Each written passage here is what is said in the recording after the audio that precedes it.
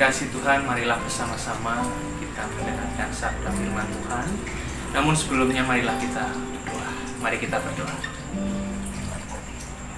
Tuhan Allah Bapa kami, terima kasih atas berkat pemberian-Mu yang senantiasa Engkau limpahkan kepada kami hari lepas hari. Dan pada saat pagi hari ini bersama kami akan merenungkan sabda firman-Mu. Berfirmanlah Tuhan, kami siap untuk mendengarkan.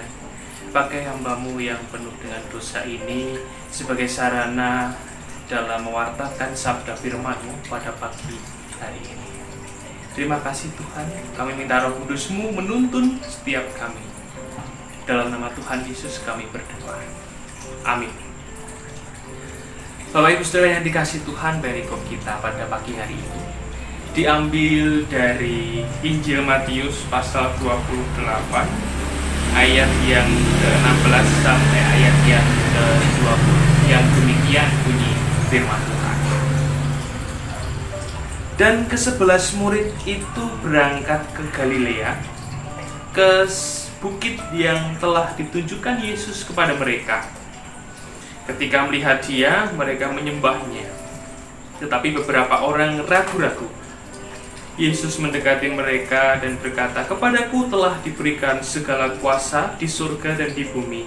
Karena itu pergilah, jadikanlah semua bangsa muridku dan baptislah mereka dalam nama Bapa dan Anak dan Roh Kudus.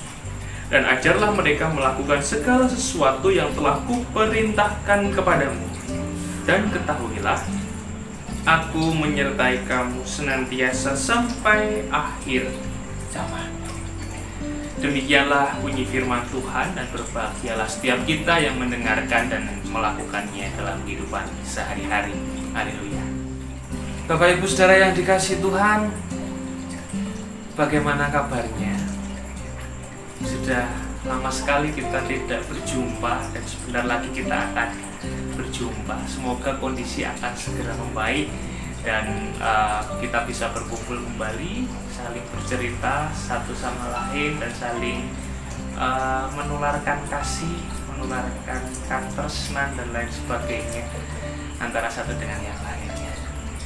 Mungkin Bapak Ibu selama masa pandemi ini di rumah saja ini punya hobi baru. Ada yang senang berkebun, ada yang punya memelihara anjing, memelihara burung dan lain sebagainya, punya kebiasaan baru. Dan saya pun juga, akuarium yang di belakang saya atau di samping saya ini sebenarnya bukan hobi baru, cuman hobi lama yang bangkit kembali gairahnya gitu. Jadi saya memang pecinta namanya itu aquascape.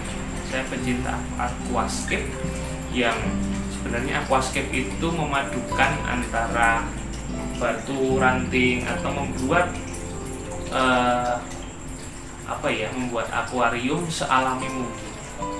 Banyak yang memakai juga pakai tumbuhan air biar terlihat hijau, pakai rumput-rumput di bawah itu biar terlihat alami dan lain sebagainya. Cuman kali ini saya sengaja menyusun aquascape saya dengan konsep ranting dan batu saja tanpa tumbuhan. Mengapa?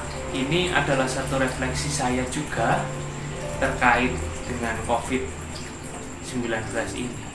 Di tengah kekeringan, di tengah kegersangan, masih ada kehidupan. Kita tahu, kita paham, bahkan kita mengalami bahwa diri kita pun menjadi korban kadangkala terhadap COVID-19 ini. Kita merasa lemah, kita merasa kecil, kita merasa ringkih dalam situasi yang seperti ini. Tapi dalam situasi yang serba tidak enak ini masih ada kehidupan, masih ada harapan untuk melanjutkan kehidupan. Seperti gambaran saya yang saya susun dalam seni aquascape ini. Dan memelihara hewan itu bagi saya bukan mengambil hewan dari kehidupan alamnya, tapi bagaimana kalau menurut saya adalah kita memelihara, bahkan kita membudidayakan dia. Siapa tahu ikan-ikan kecil saya ini suatu saat akan punah di habitat aslinya. Dan saya pun bertekad untuk membudidayakan ini biar mereka bisa beranak sampai banyak begitu, lalu supaya mereka tidak punah. Itulah konsepsi saya kenapa saya memelihara ikan. Nah, sebenarnya bukan hanya sekedar memelihara, tapi juga membudidayakan agar mereka tidak punah di habitat aslinya. Bapak Ibu Saudara yang dikasihi Tuhan, tema kita pada pagi hari ini adalah terlibat memulihkan ciptaan bersama Allah Trinitas. Memulihkan ciptaan. Sebelumnya marilah kita lihat video yang berikut ini. Sampah plastik, masalah yang tak kunjung usai baik di Indonesia maupun di seluruh belahan dunia. Jangan anggap enteng, sampah plastik punya dampak yang luar biasa buruk bagi lingkungan. Secara umum, masyarakat Indonesia menghasilkan sampah 175.000 ton setiap harinya. Itu artinya setiap orang menghasilkan 0,7 kg sampah setiap hari. Nah, di tahun 2019 diperkirakan akan ada 69 juta ton sampah dan 14% diantaranya adalah sampah plastik.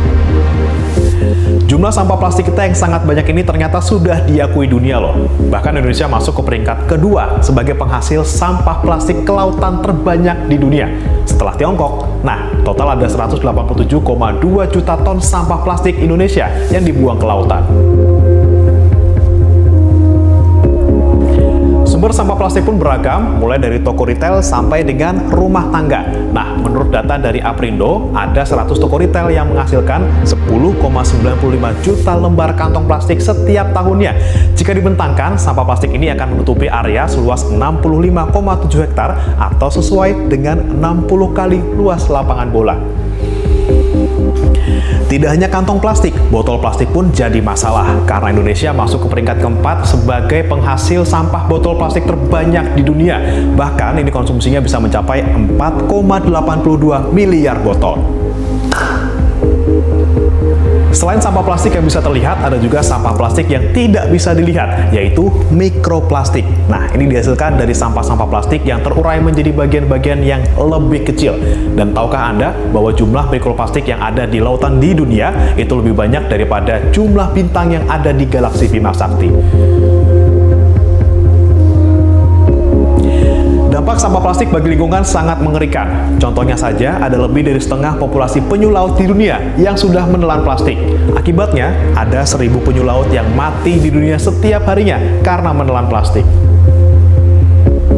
Eits, tidak hanya makhluk hidup lain yang terdampak, manusia pun terkena dampaknya. Bahkan ada sebuah penelitian yang menyebutkan bahwa setiap makanan utama yang kita makan, ini rata-rata mengandung 100 partikel mikroplastik. Maka dari itu, langkah nyata harus kita lakukan untuk mengurangi dampak buruk sampah plastik. Salah satunya adalah dengan mengurangi penggunaan kantong plastik dan juga botol plastik. Dan sebisa mungkin daur ulang sampah yang kita hasilkan. Ya, permasalahan plastik adalah permasalahan klasik, Bapak Ibu. Sudah berpuluh-puluh tahun masalah plastik ini menjadi masalah bukan hanya di Indonesia, tapi juga di dunia yang tidak kunjung usai. Pernahkah kita berpikir, pernahkah Bapak Ibu Saudara berpikir bahwasannya aku dulu 10 tahun pernah membuang plastik dan sampai sekarang belum terurai? Pernahkah juga Bapak Ibu berpikir bahwa aku selama hidupku di dunia ini sudah menggunakan plastik berapa kilo ya? Sudah menggunakan plastik berapa kintal ya? Sudah menggunakan plastik berapa ton ya? Pernahkah terbayang seperti itu? Dan apakah plastik yang kita gunakan sekarang ini sudah terurai atau belum ya? Menjadi permasalahan kita bersama. Dan mungkin Bapak Ibu juga berpikir bahwa ini apa hubungannya Minggu Trinitas dengan masalah lingkungan. Nah, saya di sini tidak akan membicarakan tentang konsepsi Allah Trinitas yang muluk-muluk, yang banyak ragamnya. Cuman saya ingin mengulas sedikit bahwasannya Trinitas bukan hanya terkait dengan konsepsi, tapi juga praksisnya, apa yang harus dilakukan dengan konsep Trinitas yang kita punya, begitu.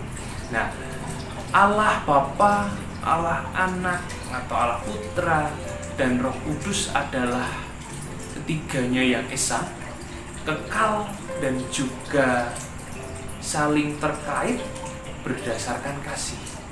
Mereka bertiga ini adalah satu, pencipta, penyelamat, dan juga pemelihara. Oleh karena itu, gerakan yang saling terkait dan dalam kasih, gerakan yang saling terkait dalam kasih ini kiranya juga menjadi semangat kita, menjadi bekal kita, menjadi contoh kita untuk tugas pewartaan. Ingat bahwa gereja pun ataupun kita, ya kita bergereja punya tugas pewartaan. Seperti yang sudah kita baca bersama-sama dalam Matius 28 ayat yang ke-19. Di situ ada dua kata kerja, pergilah dan jadikanlah. Dua kata kerja itu saya rasa adalah dua kata kerja yang menyuruh kita atau meminta kita keluar dari zona nyaman kita. Pertama, pergi. Kata pergi itu rasanya juga menyuruh kita, meminta kita untuk keluar dari zona nyaman. Sebentar lagi saya pun akan pergi dari rumah saya. Saya akan pergi dari rumah saya untuk bersama-sama mengikuti pembimbingan di kelas Semarang Timur, misalkan. Rasanya juga kata pergi itu membuat rumah ini zona nyaman saya. Saya merasa nyaman di rumah, tapi tugas pewartaan harus tetap dilakukan, tugas tanggung jawab juga harus tetap dilakukan. Oleh karena itu, pergilah dan jadikanlah adalah dua kata kerja yang meminta kita untuk keluar dari zona nyaman. Dan fokus kita keluar dari zona nyaman adalah melakukan pewartaan. Pewartaan pada siapa? Semua bangsa yang ada di dunia. Semua bangsa ini yang kerap kali menjadi sorotan dalam teks kita pada pagi hari ini. Tapi saya lebih senang mengartikan semua bangsa ini sebagai semua ciptaan Tuhan. Oleh karena itu, tugas pewartaan bukan hanya kepada manusia, sesama manusia, tapi juga kepada ciptaan. Dari sini letak kesamaan atau kesinambungan tema kita pada pagi hari ini terkait dengan Allah Trinitas dan juga lingkungan. Karena itu, Bapak Ibu, Allah Trinitas yang sudah kita kenal bukan hanya terkait dengan konsepsi, tapi praktisnya. Bagaimana Allah yang ketiga, Esa, itu saling terkait dalam kasih yang kekal. Itu pun yang harus bersama-sama kita lakukan sebagai tugas pewartaan kita. Tugas pewartaan kepada tumbuhan dan hewan bukan kemudian menyuruh mereka, hei, ayo mengasihi, ayo mengampuni. Mereka nggak ngerti terkait dengan itu, tapi mereka pun akan memberikan kita sesuatu yang baik ketika kita merawatnya juga dengan baik. Kasus-kasus terkait dengan lingkungan kerap kali kita dengar. Terakhir adalah kematian hiu yang ternyata ketika dibedah perutnya itu ada sampah. Nah, itulah siapa? Siapa tahu kita. Lah, memanglah kita sebagai manusia. Oleh karena itu, marilah kiranya gerakan Allah Trinitas ini membuat hati kita berkobar-kobar, semangat untuk mewartakan tugas panggilan kita kepada lingkungan kita. Bapak Ibu Saudara yang dikasihi Tuhan, pewartaan adalah tugas kita bersama. Memelihara ciptaan Tuhan, bukan hanya manusia, karena itu tugas pewartaan diperuntukkan untuk semua ciptaan Tuhan. Saya pernah membaca satu artikel yang mengatakan bahwa seekor anjing akan mengingat orang yang memberi makan kepadanya sebanyak 3 kali selama 30 tahun. Jadi ketika kita memberi makan anjing liar itu sebanyak 3 kali, dia akan mengingatnya selama 3 tahun, 30 tahun. Bukankah itu kebalikan dari manusia? Kadang-kala manusia diberi makan 30 tahun, tapi hanya mengingatnya dalam 3 hari. Berarti kita lebih rendah daripada seekor anjing itu kalau kita begitu. Oleh karena itu Bapak Ibu yang dikasih Tuhan, pewartaan harus dilakukan. Pewartaan harus senantiasa kita pegang sebagai murid Tuhan. Namun pewartaan itu pula harus melihat konteks di mana kita tinggal. Mungkin zaman dulu gereja melakukan pewartaan dalam bidang pendidikan dan juga kesehatan.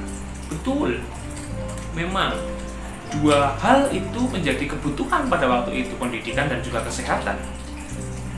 Karena itu kita melihat bahwa dulu mungkin sekolah-sekolah Kristen jaya sekali. Rumah sakit Kristen punya nama yang besar begitu, karena memang sesuai dengan konteks. Nah, apa yang sesuai dengan konteks kita pada saat ini yang harus kita wartakan dalam dunia ini? Lingkungan. Terkait dengan isu lingkungan, sampah plastik. Bagaimana gereja melihat sampah plastik, atau malah gereja menyumbang juga polusi sampah plastik terhadap masalah ini, masalah sampah plastik ini. Mari kita gali bersama-sama dalam kehidupan kita. Nah, lalu apa yang seharusnya kita lakukan terkait dengan sampah plastik? Banyak orang yang sudah menggunakan atau mengolah ulang sampah plastik. Salah satu contohnya adalah EcoBrick. Bapak Ibu pernah tahu ya, biasanya di gang-gang perumahan itu ada RT RW yang menghias lingkungannya dengan EcoBrick. Nah, itu salah satu cara, salah satu contoh, salah satu metode bagaimana mengolah sampah plastik. Apakah gereja saat ini sudah melihat persoalan ini dan mewartakan kasih dengan tantangan ekologi seperti ini? Atau tambah persoalan yang lain, apakah gereja dalam masa pandemi ini sudah mewartakan kasih Allah? Pertanyaan yang lebih kritis lagi, apakah ibadah online atau dalam dikasih Meranggen pakai video khotbah online ini sudah menjadi saluran pewartaan kasih?